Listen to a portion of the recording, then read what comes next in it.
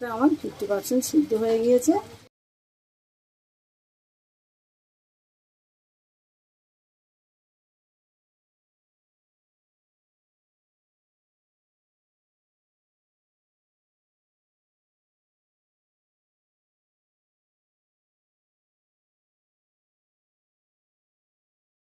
লাল লাল হয়ে গেছে, এই পেঁয়াজটা দেবো।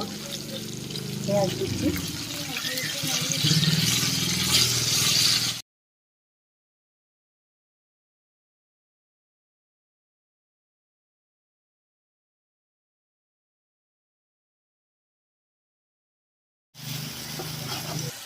এবার পরিমাণ মতো জল দিয়ে দেবো। মিনিট 15 ফুটলে এবারে আমি নামিয়ে নেব। আমার এই ক্রিস্পি বেবিকর্ন হয়ে গিয়েছে। এবার খেয়ে দেখবো কীরকম টেস্ট হয়েছে। আপনারাও বাড়িতে বানিয়ে